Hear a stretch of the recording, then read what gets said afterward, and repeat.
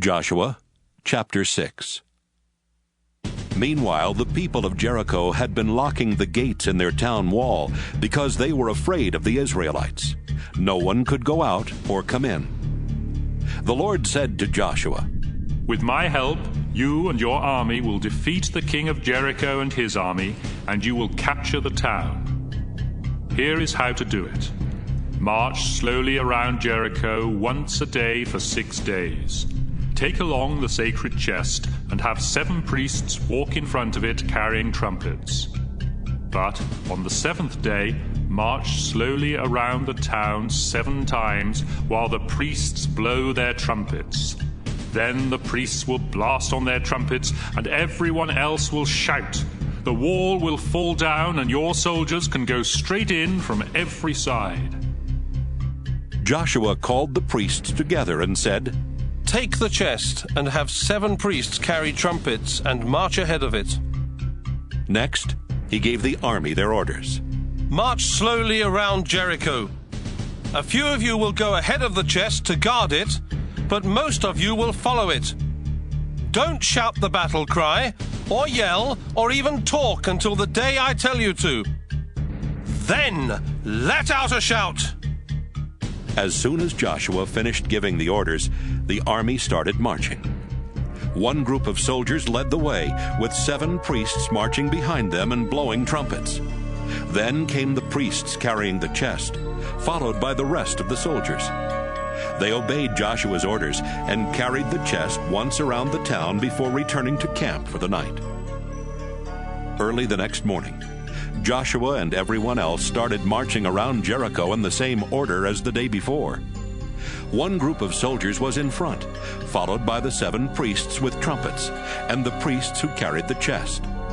The rest of the army came next. The 7 priests blew their trumpets while everyone marched slowly around Jericho and back to camp.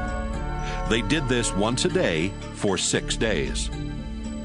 On the 7th day, the army got up at daybreak. They marched slowly around Jericho the same as they had done for the past 6 days, except on this day, they went around 7 times.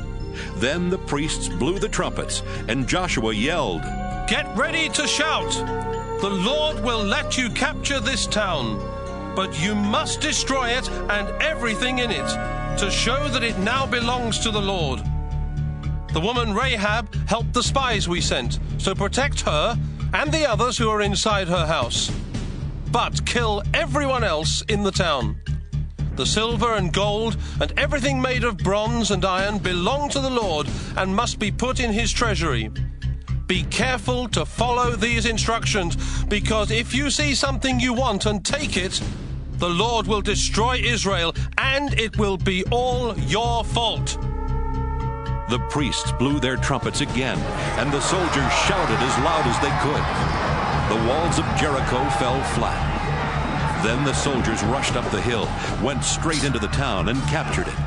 They killed everyone, men and women, young and old, everyone except Rahab and the others in her house.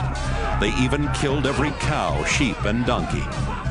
Joshua said to the 2 men who had been spies, "Rahab kept you safe when I sent you to Jericho. We promised to protect her and her family, and we will keep that promise. Now go into her house and bring them out." The 2 men went into Rahab's house and brought her out along with her father and mother, her brothers, and her other relatives. Rahab and her family had to stay in a place just outside the Israelite army camp. But later, they were allowed to live among the Israelites, and her descendants still do. The Israelites took the silver and gold and the things made of bronze and iron and put them with the rest of the treasure that was kept at the Lord's house. Finally, they set fire to Jericho and everything in it. After Jericho was destroyed, Joshua warned the people, "Someday a man will rebuild Jericho, but the Lord will put a curse on him, and the man's oldest son will die when he starts to build the town wall.